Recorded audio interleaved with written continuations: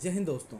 आज का लेक्चर आपके लिए बहुत इंपॉर्टेंट है। आज हम पिछले एक साल की घटनाओं के बारे में पढ़ेंगे जो भारत और विश्व में पहली बार हुई है। अक्सर आपने एग्जाम में ऐसे क्वेश्चन देखे होंगे, जैसे भारत की पहली महिला फाइटर कौन बनी, यूपीआई अपनाने वाला पहला कैरिबियाई देश कौन सा है। ऐसे बहुत सारे क्वेश्चन आपने देखे होंगे। तो चलिए अपने लेक्चर को शुरू करते हैं।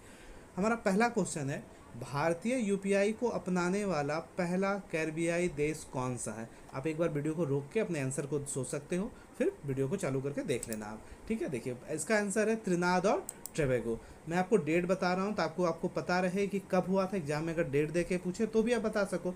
ये 7 जुलाई 2025 है, जुलाई 2025 की घटना है।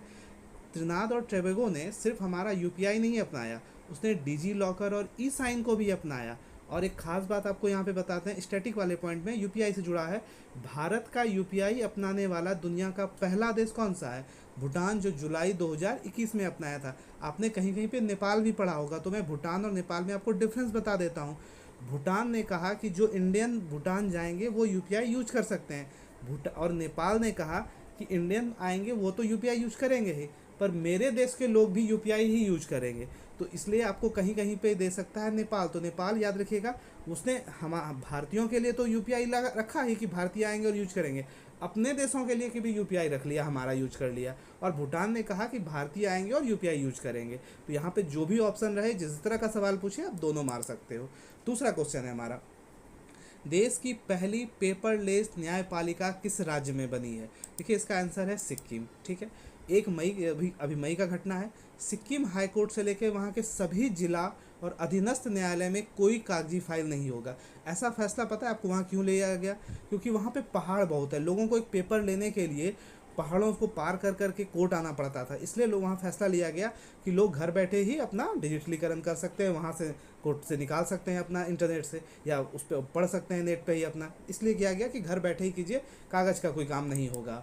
ठीक है, तीसरा क्वेश्चन है, चंद्रमा की कक्षा में पहुंचने वाली पहली महिला कौन है? ठीक है, देखिए कौन है? Christina coach. ठीक है, देखिए मैं आपको स्टेटमेंट के हिसाब से बता रहा हूँ ताकि एग्जाम में जो भी पूछे आप बता सको। ये 1 अप्रैल को गई थी, 10 अप्रैल को लौटी, यानी लगभग 10 दिन की पूरी यात्रा थी। नासा का ऑर्टेमिस 2 मिशन के तहत गई थी। ओरियन अंतरिक्ष यान से इन्होंने उड़ान भरा था। और प्रशांत महासागर में इन्होंने सुरक्षित लैंडिंग किया था। ठीक है, चौथा क्वेश्चन, दिसंबर 2025 तक राजस्थान भारत का पहला राज्य बन गया जिसने निम्नलिखित में से किस प्रशासनिक क्षेत्र में 100% डिजिटलीकरण प्राप्त कर लिया? ये मतदाता सूची, आपने एसआईआर के बारे में सुना होगा, तो वहाँ 100% मतदाता सूची डिजिटलीकरण हो गया। ठीक है, पांचवा क्वेश्चन, यूसीसी लागू करने वाला भारत का दूसरा राज्य कौन सा है? ठीक है, इसका आंसर है हमारा गुजरात। देखिए यहाँ पे आपको बता रहा हूँ, आपको कन्फ्यूजन नहीं रहेगा। उत्तराखंड जनवरी 2025 में ये पहला राज्य बना था। गुजरात मार्च 2026 में दूसरा राज्य बना। और मई 2026 में असम तीसरा राज्य बना। आप कहोगे सर गोवा का नाम तो हम बरसों से पढ़ते आ रहे हैं, गोवा का नाम नहीं बताया आपने। देखिए गोवा में जो था नागरिक संहिता लागू, उसे भारत सरकार या गोवा की विधानसभा ने नहीं बनाया है, उसे 1867 में पुर्तगाली लोगों ने बनाया था। इसलिए गोवा में लागू जरूर है, पर वो विधानसभा द्वारा या भारत सरकार द्वारा लागू नहीं है। तो आपको आज़ादी के बाद पहला दूसरा जैसे पूछे क्वेश्चन आप बता सकते हो आराम से। चलिए, महाराष्ट्र की पहली महिला उप मुख्यमंत्री कौन बनी? आपको पता होगा सुनेत्रा पवार बनी है, जो अजीत पवार की वाइफ है, जो जनवरी 2026 में एक दुखद विमान दुर्घटना में डेथ कर गया था। इनका पार्टी जरूर याद रखिएगा, हो सकता है एग्जाम में पूछे। राष्ट्रवादी कांग्रेस पार्टी से ये जुड़ी हुई है। भारत का पहला चेहरा प्रत्यारोपण कार्यक्रम कहाँ शुरू किया गया? देखिए ये एम्स दिल्ली में शुरू किया गया। इसमें क्या होता है, आपने मूवी देखा होगा, प्लास्टिक सर्जरी और चेहरा ये दोनों अलग अलग चीज़ें। प्लास्टिक सर्जरी में क्या होता है कि जो इंसान को प्लास्टिक सर्जरी जिस इंसान का हो रहा है, उसी के बॉडी के पेट से, जान के कहीं से भी हिस्से का चमड़ा को लेके चेहरे पे लगा दिया जाता है। लेकिन चेहरा प्रत्यारोपण पहली बार एम्स दिल्ली में शुरू हो रहा है, जिसमें किसी मृत व्यक्ति जो डेड कोई मर चुका है, उसके चेहरे का त्वचा, नस या मांसपेशी को लेके, जो आदमी का चेहरा में बीमारी से या किसी हादसा में चेहरा खराब हो गया है, उसके चेहरे पे लगाया जाता है। तो यहाँ डेड बॉडी के चेहरे से लेके बनाया जाएगा नया चेहरा लोगों का। तो इसलिए ये पहली बार हो रहा है। ठीक है, याद रखिएगा। मासिक धर्म के लिए सवैतनिक अवकाश देने वाला भारत का पहला राज्य कौन सा है? आपने महिलाओं में पीरियड के बारे में सुना होगा, मतलब पीरियड के लिए छुट्टी तो उनको मिलेगा ही, उनको वेतन भी मिलेगा, उनका वेतन नहीं कटेगा, जो बहुत अच्छा पहल है सरकार का। ये कर्नाटक सरकार ने शुरू किया है। देखिए ये नवंबर 2025 की घटना है। हर महीना में एक दिन छुट्टी मिलेगा, यानी साल में 12 छुट्टी, और वेतन उस दिन का नहीं कटेगा। ये सरकारी और प्राइवेट सेक्टर दोनों में लागू किया गया कर्नाटक राज्य में पहली बार। किसी किसी जगह में सिर्फ सरकारी में है, कुछ कुछ डिपार्टमेंट में और कहीं कहीं पे प्राइवेट में, लेकिन सरकारी और प्राइवेट दोनों को जोड़ के कर्नाटक में पहली बार ये शुरू किया गया। चलिए, भारत के पहले चीता सफारी की शुरुआत कहाँ की गई थी? देखिए ये कहाँ किया गया था, तो कूनो राष्ट्रीय उद्यान जो मध्य प्रदेश में है, ठीक है। ये 1 अक्टूबर 2025 को है। 1952 में चीता भारत से विलुप्त हो गया था। अगर आपको पूछा जाए स्टैटिक में कि भारत से चीता कब विलुप्त हुआ था, तो 1952 में। देखिए चीता सफारी क्या होता है, जहाँ पे कि जानवर खुले रहते हैं और आम आदमी जो जाता है तो बंद गाड़ी में जाता है, ठीक है। और जब चिड़ियाघर में आप जाते हो तो जानवर बंद रहता है और हम लोग घूमते हैं, और सफारी में हम लोग बंद रहते हैं, वो जानवर खुला रहता है, ठीक है। देखिए एक्स्ट्रा पॉइंट बता रहा हूँ आपको, 17 सितंबर 2022 को नामीबिया से भारत में 8 चीते आए थे। और अगर आपको लेटेस्ट पूछा जाए तो बोत्सवाना से 9 चीता लाया गया है फरवरी 2026 में। चलिए, आधिकारिक रूप से दुनिया का पहला कैशलेस देश कौन सा है? ठीक है, ये हमारा स्वीडन है। देखिए ये नवंबर 2025 की घटना है। और एक इम्पॉर्टेंट आपको स्टैटिक बात बता रहा हूँ यहाँ पे, 1661 में यूरोप कॉन्टिनेंट की से मैं बात कर रहा हूँ, यूरोप में सबसे पहले कागजी नोट जारी करने वाला देश भी स्वीडन ही था। यानी स्वीडन में ही सबसे पहले कागजी नोट भी चालू हुआ था यूरोप में, और पहली बार कैशलेस भी क्या कहता है, स्वीडन ही हुआ। देखिए यूरोप का ये फ्लैग है, झंडा है, याद रख लीजिएगा इस तरह से, ठीक है। अब देखिए बहुत इंपॉर्टेंट है ये क्वेश्चन, तो आप स्टार मार के रखो, ये पूछेगा किसी न किसी एग्जाम में।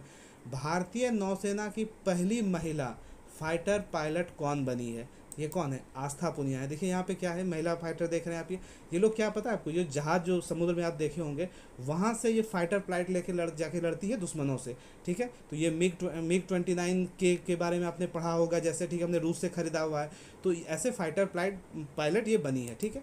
देखिए यहाँ पे शिवांगी सिंह आपने सुना होगा उनका नाम, कन्फ्यूज मत होइएगा, शिवांगी सिंह और आस्था पुनिया में। आस्था पुनिया जो है ये फाइटर प्लेन चलाएगी जो लड़ने के लिए यूज होता है, और शिवांगी सिंह भी पायलट ही बनी है नेवी की, लेकिन ये कोई सामान कहीं किसी का सर्च करना है, मतलब नेवी में का कुछ, या किसी को सामान कुछ पहुंचाना है, तो उसके सामान्य पायलट है। और जो आस्था पुनिया बनी है वो लड़ाई वाली फाइटर बनी है, ठीक है, वो लड़ाई करेगी, ठीक है। अब यहाँ पे एक एक्स्ट्रा बता रहा हूँ ऋतिका श्री के बारे में, भारत और तमिलनाडु की पहली ट्रांसजेंडर महिला क्रिकेट अंपायर है, ठीक है। चलिए आगे देखते हैं। भारत का पहला AI संचालित जनजातीय भाषा अनुवादक कौन सा है? ये कौन सा है? आदिवानी है। देखिए इसमें क्या है बता रहा हूँ, सबसे पहले तो जानिए कि जनजातीय कार्य मंत्रालय द्वारा लागू किया गया है 1 सितंबर 2025 में नई दिल्ली में। लॉन्च के समय इसमें 4 भाषाएं ऐड की गई थी, संथाली, भीली, मुंडरी, गोंडी। ये क्या है, जैसे आप गूगल जेमिनाई या चैट जीपीटी यूज करते हो ना, कि कोई भाषा आप मान लो संथाली भाषा आपने फ़ोटो खींच के बता दिया और बोला इसका हिंदी कर दो, तो वो हिंदी कर देगा। उसी तरह से आदिवानी भी ऐप है, जहाँ पे आप जो लोकल भाषाएं, जनजातीय भाषा हैं, इनको ट्रांसलेट कर देगा, या उन भाषाओं को हिंदी में ट्रांसलेट कर देगा। पर ये ज़्यादा सटीक इसलिए है भारत के लिए, क्योंकि ये संथाली, भीडी या जो भी लोग जनजातीय भाषा इसमें डाला जाएगा, वो वहाँ के लोकल के हिसाब से ट्रांसलेट किया जा रहा है। पर जब गूगल जेमिनाई या फिर आप चैट जीपीटी से करते हो, तो वो एक मतलब बेसिक सा बताएगा, जरूरी नहीं कि वहाँ के लोकल के हिसाब से जो लैंग्वेज यूज करते देगा। पर आदिवानी में जो है वहाँ के लोगों से कांटेक्ट किया जा रहा है और उसके हिसाब से उसको ट्रांसलेट किया जा रहा है। तो आदिवानी भारत का है, AI जैसे आप Google Gemini chat GPT use करते हो वही है, ठीक है। फिलिपिस्तीन को मान्यता देने वाला पहला G7 देश कौन सा बन गया? कौन सा देश बन गया? ये देखिए फ्रांस बन गया। पहले आप G7 के बारे में समझ लीजिए। G7 नवंबर 1975 में बना था। इसमें 7 देश हैं, क्या कहता है, USA, UK, France, Japan, Canada, Germany और इटली। देखिए इसमें हुआ क्या था, देखिए सितंबर 2025 की घटनाएं हैं। 140 देश प्लस ने फिलिपिस्तीन को मान्यता दिया हुआ है देश का, लेकिन ये जो G7 का ग्रुप है इसने कभी मान्यता नहीं दिया था।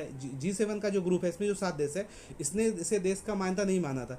तो इस ग्रुप से फ्रांस इकलौता ऐसा देश निकला जिसने इसे देश की मान्यता दिया। इसलिए ये पॉइंट इंपॉर्टेंट बन गया, क्योंकि किसी भी ग्रुप से अगर कोई हट के कोई अलग काम करता है तो वो खास हो जाता है। बाकी 6 नहीं बोल रहे हैं अभी, लेकिन फ्रांस इकलौता बोला कि भाई इसे देश का मान्यता दो। ऐसे 140 देश फिलीपींस को पहले से ही देश मानते हैं, ठीक है। देखिए यहाँ पे 2 इंपॉर्टेंट बात आपको बता रहा हूँ। 2025 में अगर G7 की अध्यक्षता की बात की जाए तो कनाडा में, आप NTPC एग्जाम में देखिएगा पूछा भी गया है। और 2026 की बात करें तो G7 की अध्यक्षता फ्रांस की है, जो भी जून में ही हुआ है, ठीक है। चलिए, पीढ़ीगत तंबाकू प्रतिबंध लगाने वाला दुनिया का पहला देश कौन सा है? ये कौन सा देश है? मालदीव है, ठीक है। देखिए 1 नवंबर 2025 को। इसमें क्या है देखिए आप समझिएगा ना तो आपको दिमाग में घुस जाएगा ना, तो एग्जाम में कभी गलत नहीं होगा। 1 जनवरी 2007 को या उसके बाद पैदा हुए किसी भी व्यक्ति पर देश में तंबाकू खरीदने, बेचने या इस्तेमाल करने पर अस्थायी प्रतिबंध लगा दिया गया है। क्योंकि जब आप क्वेश्चन पढ़ते हो ना, आजकल स्टेटमेंट वाले क्वेश्चन देते हैं, अगर इन चीज़ों को नहीं जानोगे तो एग्ज़ाम में ऊपर ऊपर से नहीं बना पाओगे। और मैंने अक्सर बच्चों को देखा है, करंट अफेयर जब वो पढ़ते हैं तो क्वेश्चन को समझ नहीं पाते, इसलिए एग्ज़ाम में मारते नहीं। इसलिए अच्छे से समझो उसका अर्थ क्या है, फिर देखो कैसे कन्फ्यूजन होगा। तो देखें भाई, चलिए अगला क्वेश्चन देखते हैं। केंद्रीय वन्य जीव संरक्षण अधिनियम 1972 में संशोधन करने वाला भारत का पहला राज्य कौन सा है? पहला राज्य कौन सा है? केरल है। देखिए इसमें क्या क्या हुआ। अक्टूबर 2025 में संशोधन हुआ। पहले क्या था ना कि कोई भी जानवर को, आपने पता होगा 6 अनुसूची है, किस अनुसूची में रखा गया है, शिकार करना मना है, किस पे क्या एक्शन लेना, ये पहले हमको किसी भी राज्य में जब कुछ होता था तो केंद्र से पहले पूछना पड़ता था। संशोधन में यही किया गया। इस संशोधन के तहत केरल सरकार ने अधिकार खुद के पास ले लिया। अब किसी जानवर के साथ कैसे ट्रीट करना है, किस जंगल के साथ क्या करना है, किस हिसाब से क्या क्या करना है, वो सारा चीज़ केरल ने खुद के पास ही ले रख लिया, ताकि उसको सरकार से जाके तुरंत पूछना नहीं पड़े, फिर बाद में डिसीजन जो आगे हो, लेकिन तुरंत का फैसला के लिए उसको वेट नहीं करना पड़े। देखिए एक्स्ट्रा पॉइंट बता रहा हूँ आपको, वन्य जीव संरक्षण अधिनियम 1972 जो 9 सितंबर 1972 को पास हुआ था। इसमें 6 अनुसूची है। आप एग्जाम में देखिएगा बहुत बार पूछा जाता है। एक बात आपको नोट कर लो, आपको बता रहा हूँ कि 2022 में इसको संशोधन किया गया है। अब 6 अनुसूची की जगह सिर्फ 4 अनुसूची रह गया है। चलिए ठीक है। देखिए तो हमारा लेक्चर यहाँ पे समाप्त होता है। आपको हमारा लेक्चर कैसा लगा बताइएगा। कंटेंट अच्छा लगा तो रेगुलर आपके लिए ऐसे वीडियो अपलोड होते रहेंगे। आप चैनल को सब्सक्राइब कर लें, शेयर करें। Thank you.